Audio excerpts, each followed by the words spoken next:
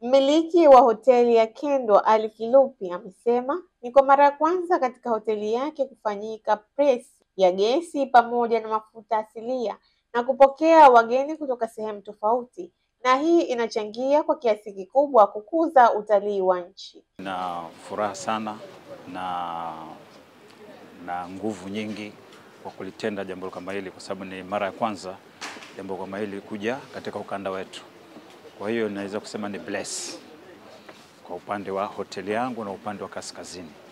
Rais wetu Mwinyi amejitahidi sana kuboresha utalii kwenye Zanzibar, kwa sababu utalii ni uwe na vitu tofauti ili utalii uendelee.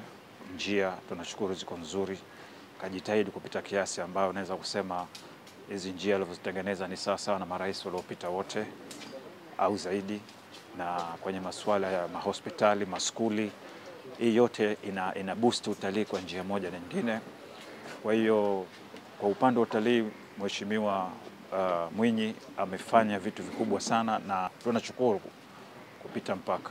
Hii siku tatu itachangia kiwango kikubwa sana, kwa sababu watakuwa kwa watu kutoka nchi tofauti za Afrika na wengine hivi kutoka Emirates, nchi kama hizo. Kwa hiyo kwa upande wa kibiashara naweza kusema itakuwa nzuri, kwa sababu wanalala hapa, watakula hapa, watakuwa na gala dinners, kila kitu, na vile vile watafanya after party hapa, tutaandalia ukumbi wao maalum.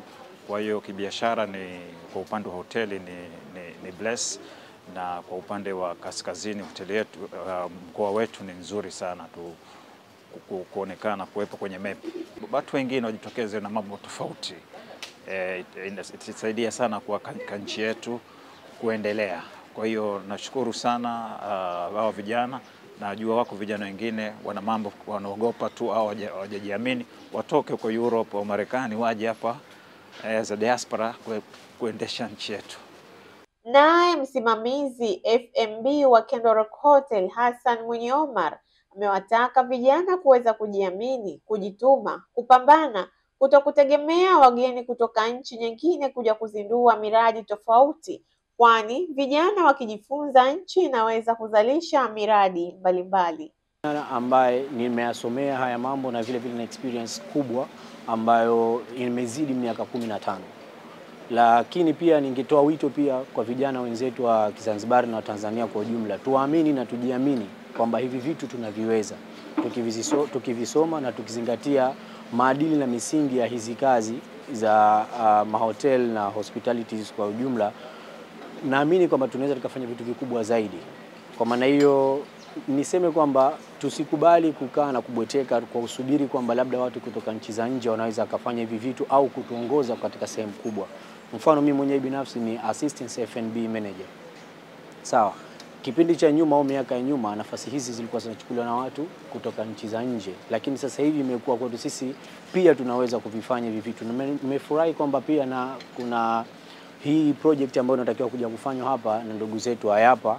Wao pia nao ni vijana, ni young Africans ambao nao pia nao wanakuja kufanya hii project ya mafuta. It means kwamba everything is possible if kama tutaweza na sisi wenyewe kujikita katika masuala mazima ya kila kitu ambacho tunachotaka kukifanya, if kama masuala ya hospitality au masuala ya petrol na gas. Kwa maana tutakapovisoma hivi vitu na tutakapovizingatia, basi tutafikia malengo, hakuna kinachoshindikana.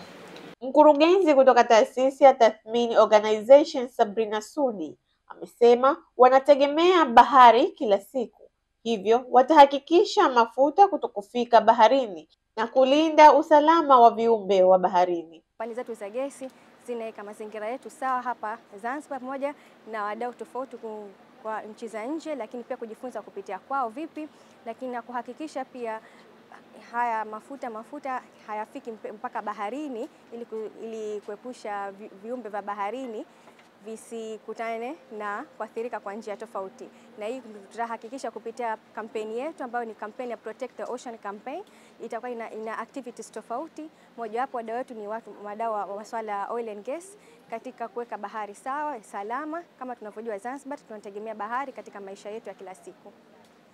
Wito wangu kama hoteli hasa katika masuala ya utalii, nawaomba pia kamishna ya utalii iweze kusimamia vizuri katika masuala ya taka ili kuweza kuhakikisha kuwa hata mahoteli wanaweka taa ipasavyo vizuri, lakini waweke kwenye makundi maalum kama plastic zilizokuwa mfano hizi kama za organics na other materials kama mfano zingine kama za mabati na vitu vingine, kwa sababu sisi wadau wa mazingira tunaamini kuwa taka ni fursa, na hii inaweza ikapewa mahoteli pia wakaungana na vijana tofauti wa jamii zao pale ili kuwapa fursa kama vijana kwenye masuala ya plastic waweze kupewa elimu masuala ya recycle ili watengeneze product tofauti ambazo na kuwapa elimu za kuweza ku add value ili product iweze kuuzika kitalii.